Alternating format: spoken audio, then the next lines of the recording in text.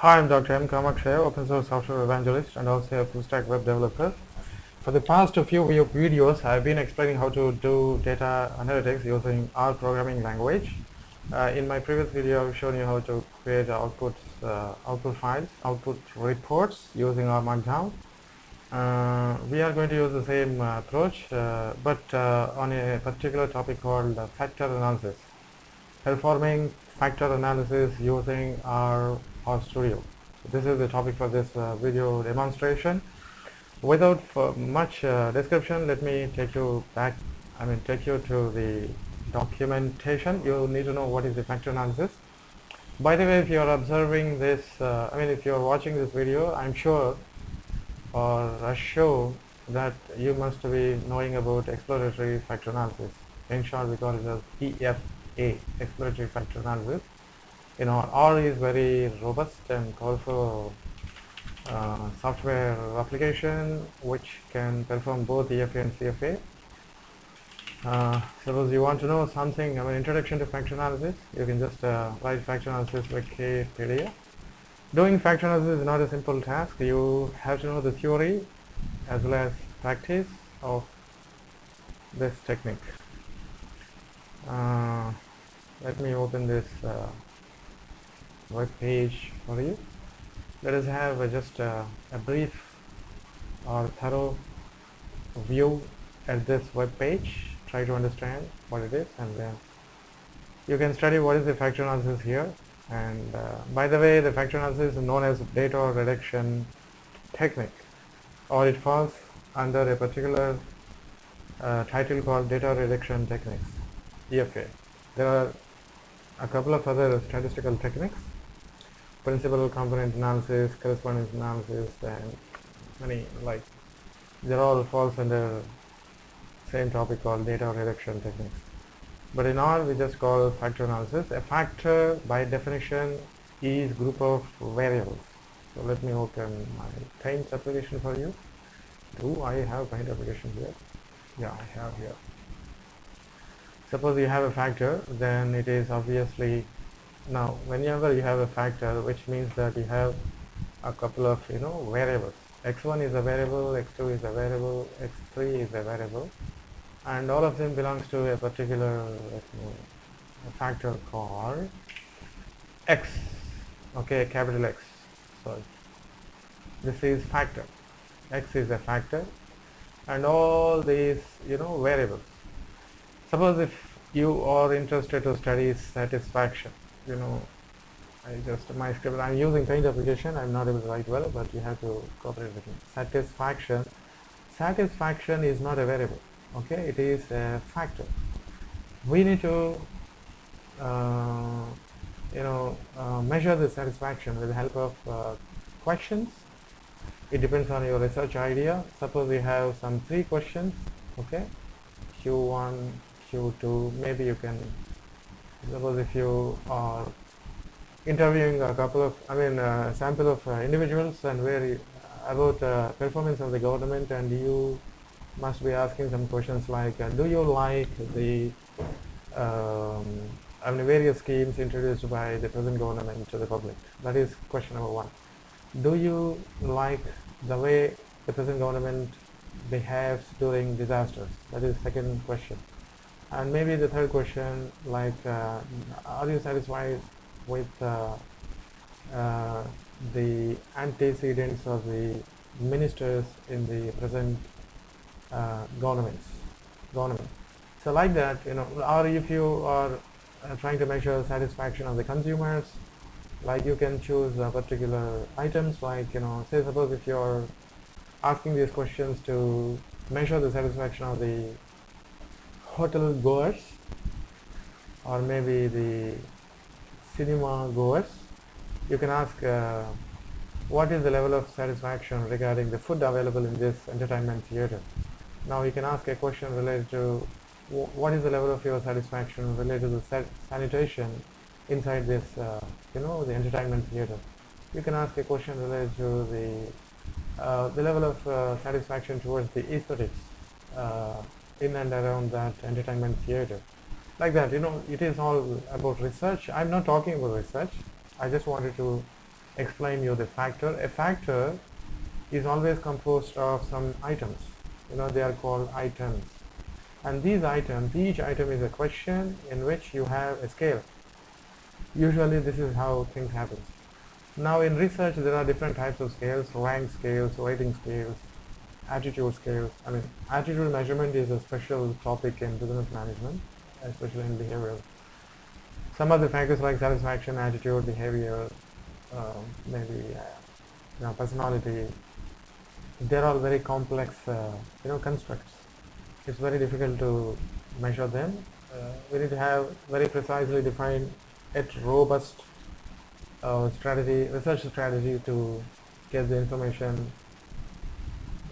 related to or corresponding to these such factors.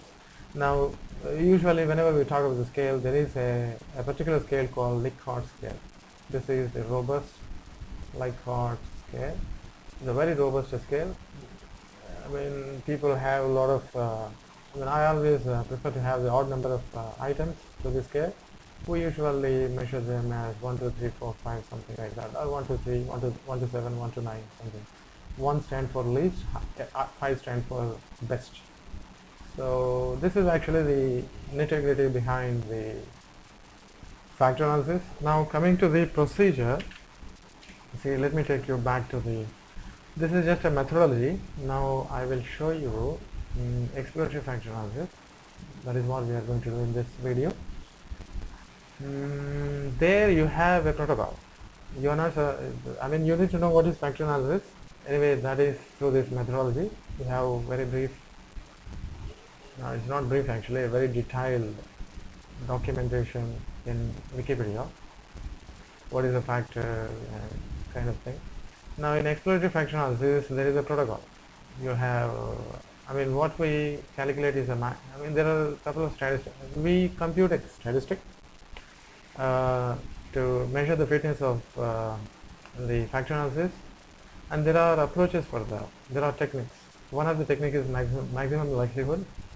There is principal components. Here it is mentioned as principal axis factoring. We call it PCA, principal components analysis. If you do factor analysis in SPSS, by default it does through PCA, principal component analysis. You have maximum likelihood, you have generalized least squares, weighted least squares. There are quite a few methods to compute the statistic. We'll be computing the chi-square statistic to measure the fitness of the factor analysis. Anyway, that you will know later. And there are a couple of things to do, but in this video I just confined to the very basic methodology. It's actually a big topic. It's not possible for me to explain each and everything in this video. You see here there is a confirmatory factor analysis. That is again different. Confirmatory factor analysis falls under unsupervised machine learning algorithms, and exploratory falls under. That way this concept connects to machine learning. Now what I do, there are some prerequisites for factor analysis. Where is that? Is it exploratory factor analysis? Is this? Yeah. So here you have to be very cautious of the type of the data and what type of data you have. Most of the time you should have, factor analysis always expects scale data. You cannot have unscaled data. Is always scale data. You have to ensure the normality is one of the, these are the assumptions. Normality is assumption. It is by default assumes that all the variables are multivariate normal. If you have the data set, just like when you are doing the factor analysis, you have a data set like x1, x2, x3, something like that. All are data variables, still xn. Okay. Now you got rows and columns. And this is column number 1, this is column, usually this is how data set is configured. We have configuration matrix in data science. These are all columns of your data, and you have the rows here. You have row number 1, 2, 3, 4. This is called data set. Now maybe these 3 factor 1, and these 3, let me use different color. This is factor 1, and this is factor 2, and here factor 3, something like that. So now, when we input these data variables to our EFA, after doing the analysis on these data variables, we should be able to get evidence in support of these factors. Since you are assuming that there are some n number of factors in your data, So through this data, we should be able to get the evidence in support of your assumption. Okay, that is what is all about EFA. CFA is different anyway. I don't like to talk about that in this video. Now let us go back to this. All the data variables should be linearly associated. There should be factorability, which means there must be an opportunity to extract the factors from the data. Otherwise, there is no meaning of performing the factor analysis, isn't it? Now, sample size, it is very, very serious point. You have to ensure that your sample is very much sufficient to perform the factor analysis. Usually, you see here example, if there are 20 items in the survey, ideally there would be at least 400 cases. So that there are some conditions. You just cannot take it granted for. So you have to read all these points, and you see this is a modes of extraction. We will be extracting the factors after performing this factor analysis in R, maybe in Excel or SPSS. So we have to use a method, either it should be principal components. There are quite a few other methods. Okay, in R you have half a dozen methods, but here it is mentioned only 2 methods. You have to read all these things. There is a rotation concept. We'll be rotating our extracted values so conveniently so that we can fit to the axis. Each axis is a factor. That is okay. And there are many things like here which you have to read. I am searching for a particular topic called prerequisites. Yeah, you cannot just perform the exploratory factor analysis. I think you don't have the topic here. Anyway, well, so I will tell you what are the prerequisites. Whenever you perform the factor analysis, whenever we perform the factor analysis depends on certain prerequisites. The very first prerequisite is, so let me write it here. Very first prerequisite is the internal consistency. I just write it as internal consistency. And how are you going to measure this internal consistency? There is a statistical technique called cronbach alpha. So with this alpha, we'll be computing internal consistency. And second one is, this is called reliability analysis. The other word for this internal consistency is reliability analysis. We first have to calculate this cronbach alpha. There are quite a few other measures. It is not only the alpha is the simplest and very easy measure to compute. That's why most of the time people are interested in alpha. There is lambda, omega, and many others. But we just let us not complicate our analysis. We mostly don't think of complicating our analysis. So when somebody says just compute alpha and go ahead, just do that. But I just wanted to tell you that it is not just simple. There is no one single measure. There are few measures, and the scope is very wide. Now the second one is, there are a couple of tests you need to perform on your data so as to prove that the data is sufficient for factor analysis. The very first one is the Bartlett test. You call Bartlett test. This is called Bartlett test of spherecity. Bartlett's test of spherecity, which means there's a big theory behind this. Whenever we are computing a Bartlett, when we are performing the Bartlett test, we are simply testing a hypothesis that the underlying matrix is an identity matrix. And so we are using a data set, and data set is a matrix, like you have x1, x2, x3, all these variables. Now this matrix is in fact the correlation matrix. The correlation matrix or matrix of this data set.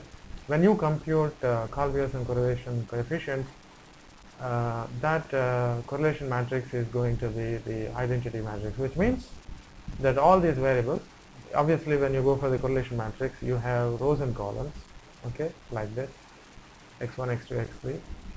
x1, x1, this is the correlation R1, R2, R3. These are all correlation coefficients. Now the R1 is the correlation coefficient between x1 and x2. Now this is 1, obviously it is 1. When you correlate the variable with itself, the value will be 1. And x2, x3, you have 1. So like that, all diagonal values are 1. The rest of the values, like say x1, the correlation coefficient between x1 and x2 is 0, which means there is no association between x1 and x2, and that is the null hypothesis for Bartlett test, which means that you can perform factor analysis on this data set. That is the null hypothesis. Your data set is not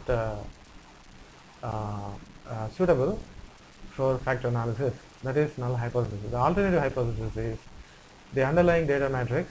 There are factors inside this data matrix. So the correlation matrix, multivariate correlation matrix, is not an identity matrix. There are some valid values, and the values are very valid. So we can perform, this data set is suitable for factor analysis. That is what we are going to declare after performing the Bartlett test based on the statistic and p-value. Okay. Now there is another test, that is KMO test. Okay. So that is why performing factor analysis is not a joke. You have to know the theory sufficiently. Third one is KMO test. Okay. So if you are doing factor analysis in SPSS, all these tests are done except internal consistency. The SPSS performs the Bartlett test and KMO test automatically. You don't need to worry. The KMO test, the null hypothesis is, there is no null hypothesis actually, but there is a condition. We'll come back to the hypothesis later. There is a condition that the KMO statistic should be more than 0.5. So that is one thumb rule, benchmark in analytics community, that you should obtain at least 0.5 for KMO statistic. Otherwise your data is not suitable. And here for the Bartlett test, your p-value should be significant. It should be close to 0. Then only it is possible for us to accept alternative hypothesis. We are rejecting the null hypothesis and accepting the alternative hypothesis. Now here for KMO test, usually we don't talk about the hypothesis, but we talk about the statistic. But anyway, the hypothesis is, suppose if you are performing the KMO test independently, regardless of the factor analysis, the null hypothesis is the partial correlation matrix is identity matrix, which means there are no partial correlations in our dataset. Indirectly means that this dataset is not suitable for factor analysis. Obviously, we have to reject the null hypothesis in favor of the alternative hypothesis. We have to say that there are valid partial correlations in our data, so this dataset is valid for the factor analysis. These are the three important prerequisites to perform the factor analysis. Now let us jump into the action and see how can we perform that. I have a very bad dataset with me in my computer. Somewhere, I think I should be having that somewhere. Okay, let us try to go to the, I will import my data, fact data, something like this. Read CSV, file, choose. Okay, choose. Now when you press enter, I think it's better to do that in script. Go to the place where you have the data set. I have some behavioral data here. This is a CSV file. Yeah, sample behavioral data. So CSV file. I'm just going to, now I will try to do this analysis in script, R script. I will try to perform that using Markdown so that it is easy for you to understand. Now let me, in my previous video I explained how to create the outputs using the R Markdown. Now I call factor analysis in R. This is going to be HTML notebook, and now I'll just remove everything here till end, and then I write this document. Sometimes it, okay, let me save this, save as, I don't know what happened, it struck. Come on, boss.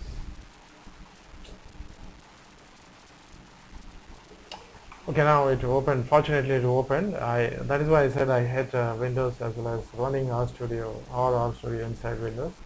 Now let us go for the video tutorials, or I have a place for these activities. I go for scripts. Now I better create a folder, just don't go save the file. Factor analysis. No, no. Now I call factor analysis. Okay, now save this. I don't know why again it's okay. See, now the title of the file changed to factor_rmd. This is a sample in factor analysis. This document has methods to compute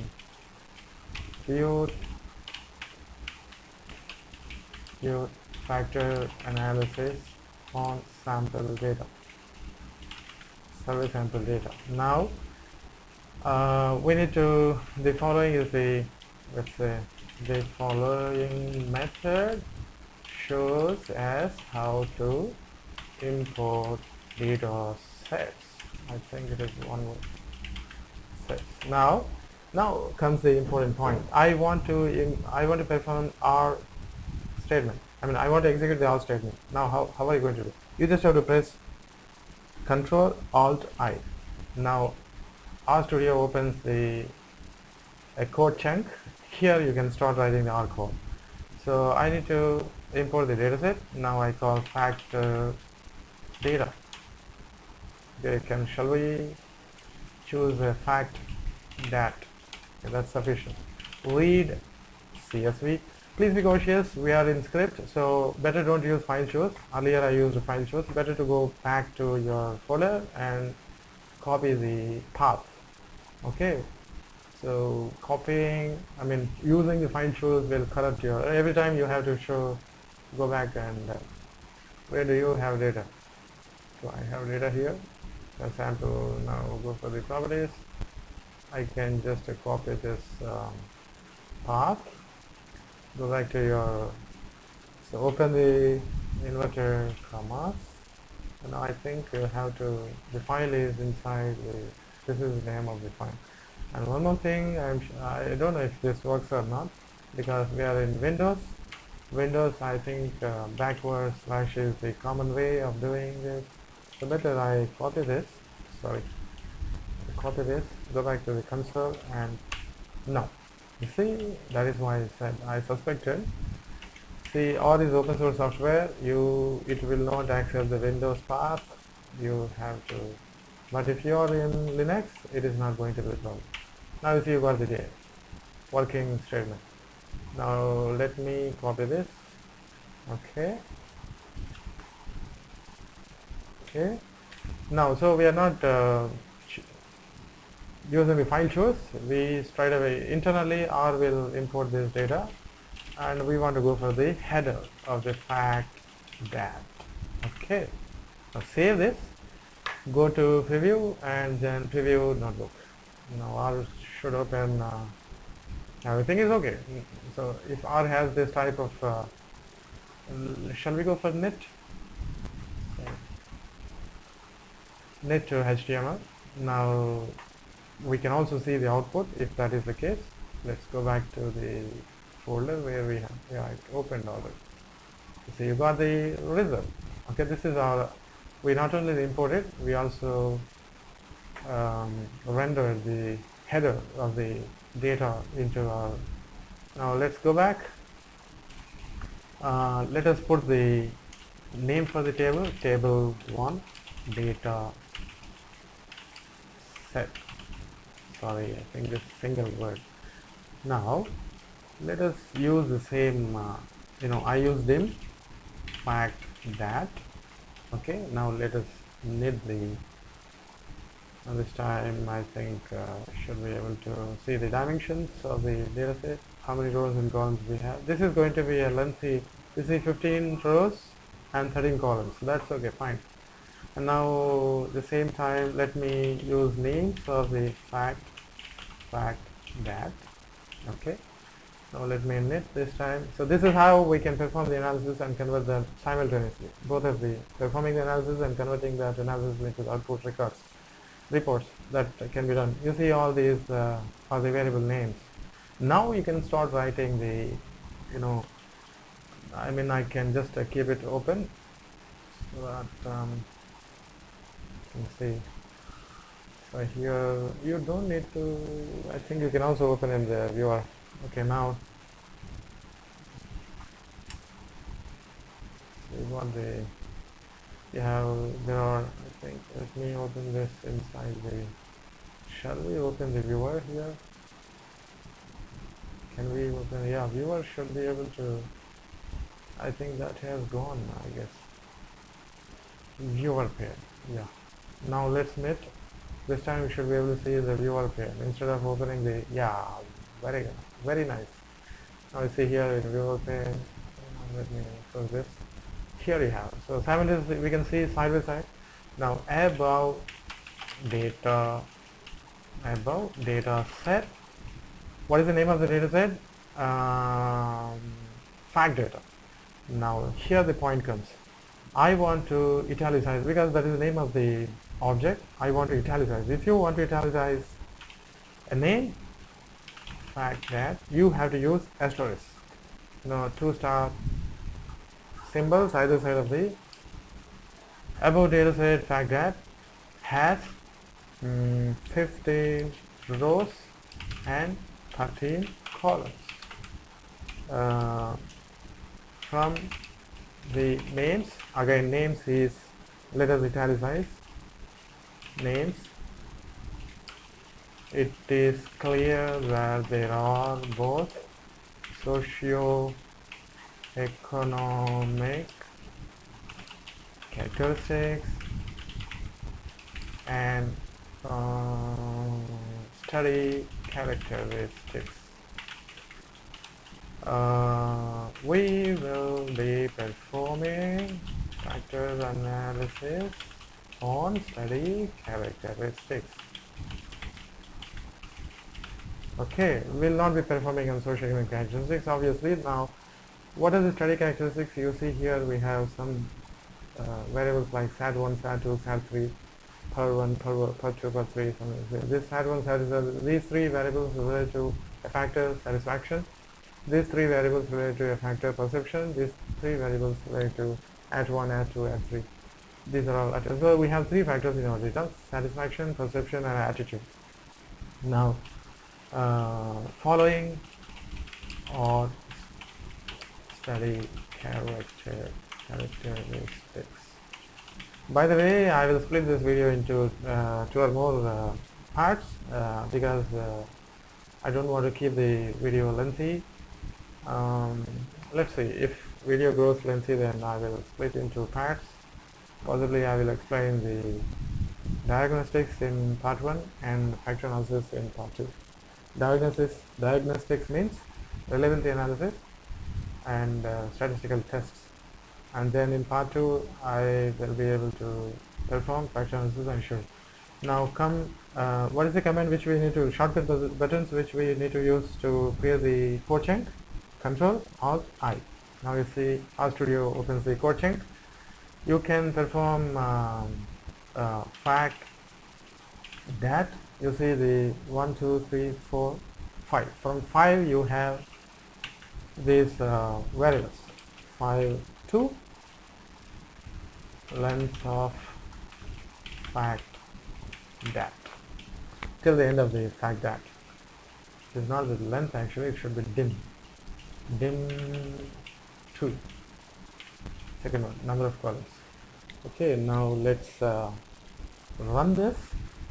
If everything is fine, then we should be able to see the names of the I'm sorry, actually it's not the, no, we are not going to.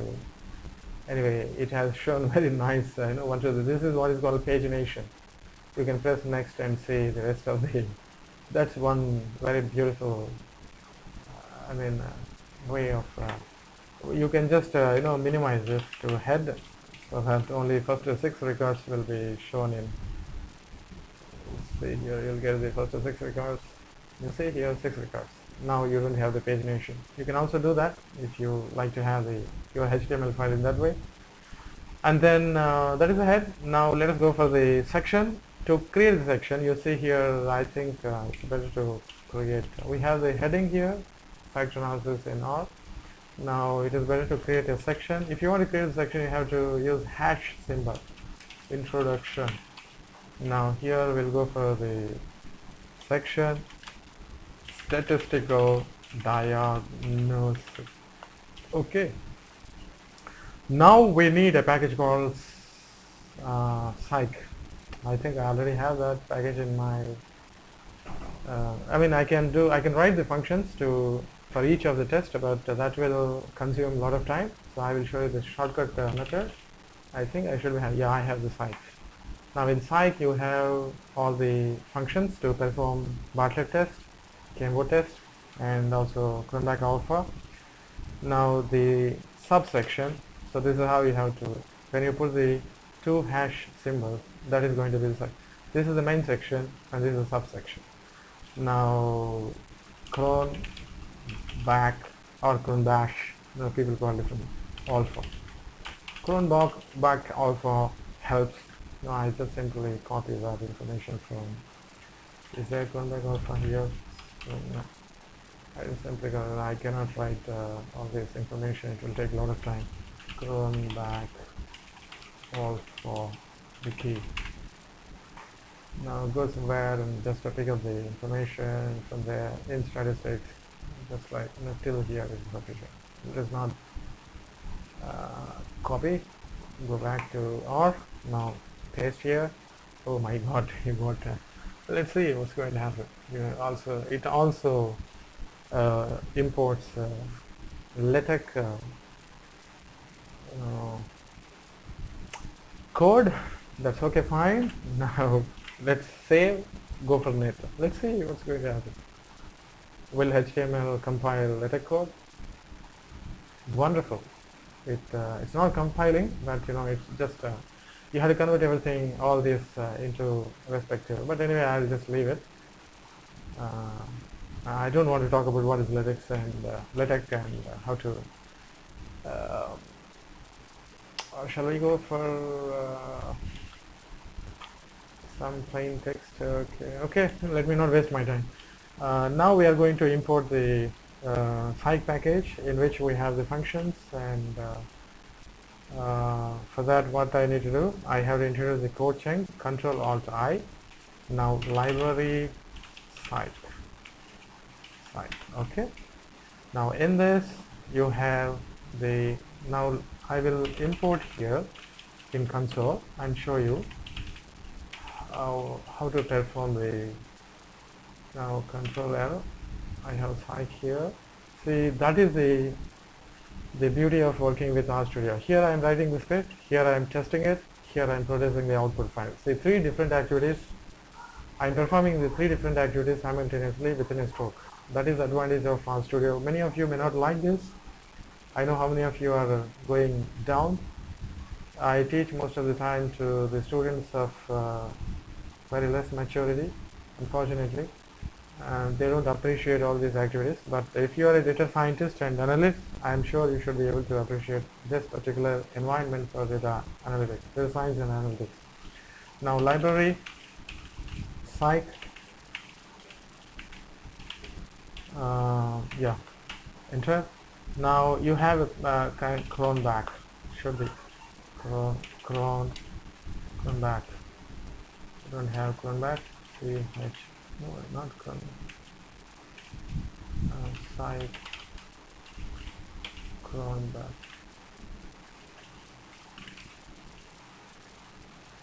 Alpha, I think. I'm sorry, alpha. You have alpha.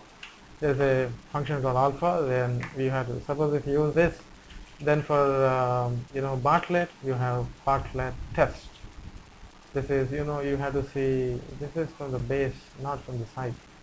I think you have site, Bartlett, you have Bartlett Test. I think, I don't know what is the name of that test.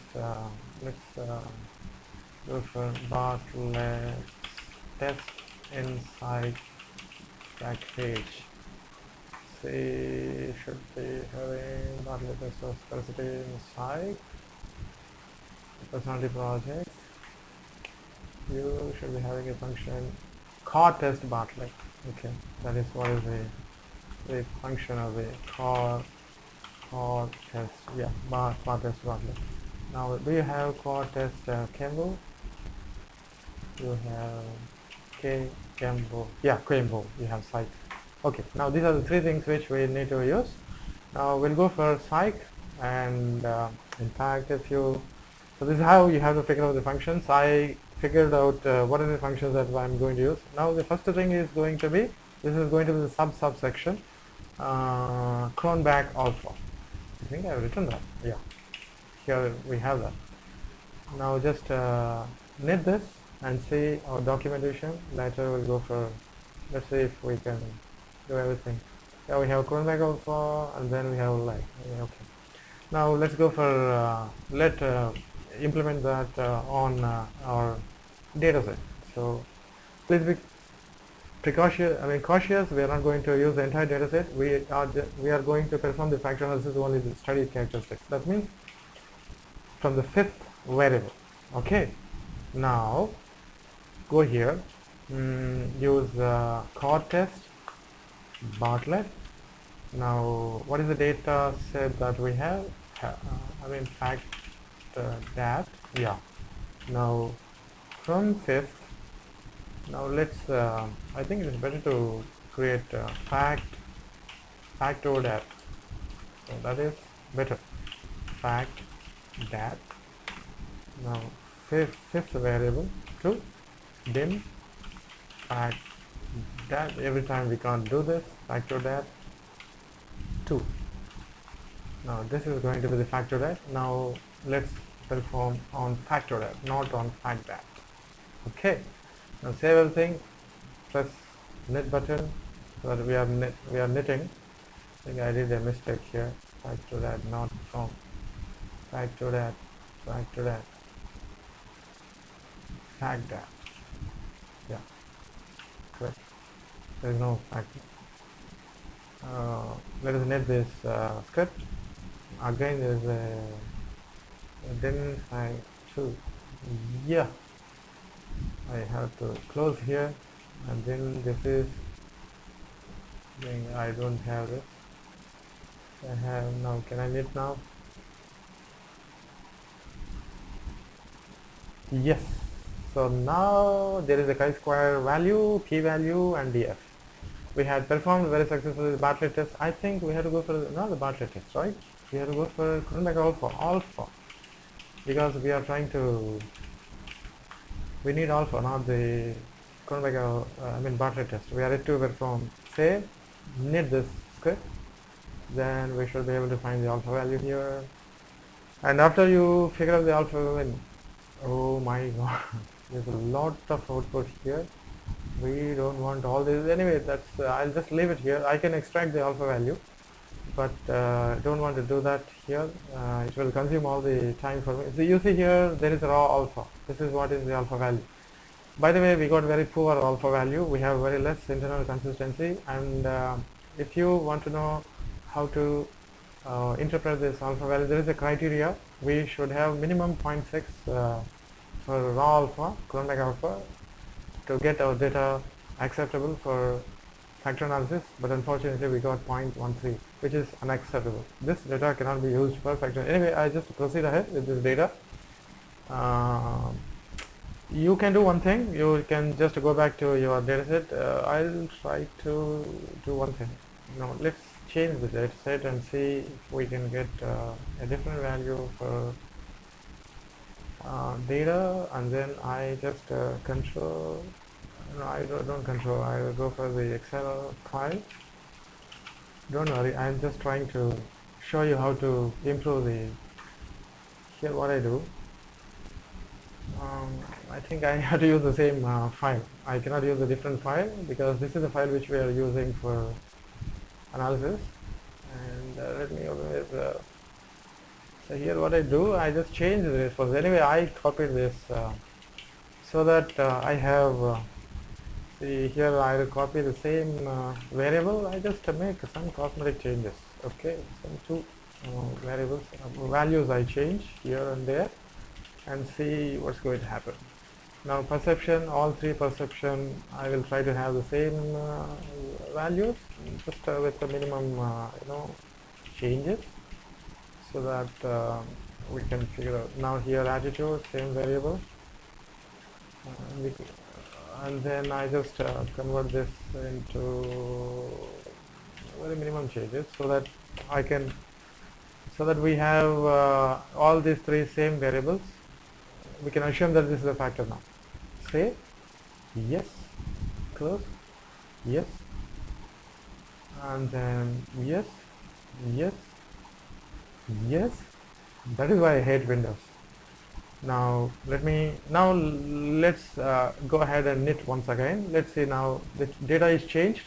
Possibly we have to change this value also. Now you see our value improved. Now it is close to 0.6, but we can still improve. Now we have some sufficient evidence that there is enough internal consistency in our data set. Anyway, that is just a simulated data set. Don't be, but you are not going to, don't make those changes. You are not going to change. You should not change your data. You have to carry your data as it is. You have to carry on analysis on your data set as it is. You cannot change. This is just a demo session. I just changed it only to show you that you can improve the alpha value. So now there is some certain, not required amount of internal consistency, but okay, fine. Close to 6, I can just still. So alpha value is computed. Now let us go for Bartlett test. Bartlett's test of spherecity. Spherecity. I have a problem in pronouncing this word. Now you can just go somewhere and pick up what is the. I'm just only showing you. See here, Bartlett is just a dummy text. Don't worry. Don't be too serious about. For that matter, never be serious in life. Nothing. You're just not going to gain anything out of being serious. Just to put a message here.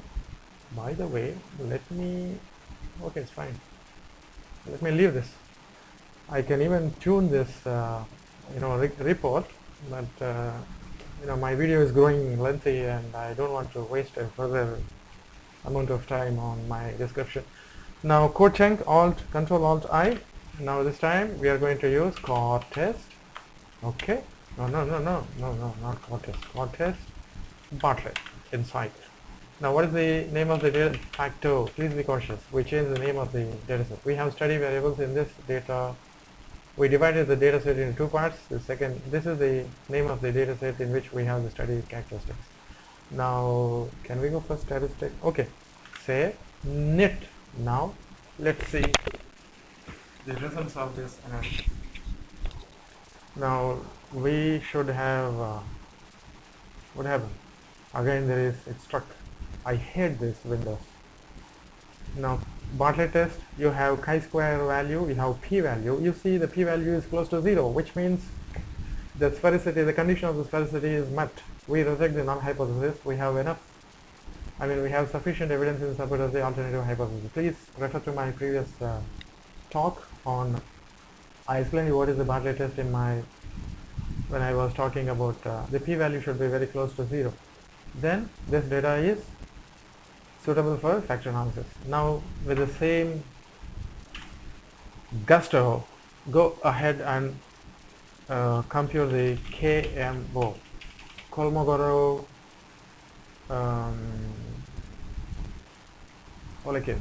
some bullshit name, I don't know. My own Kolmogorov something. I have a memory problem.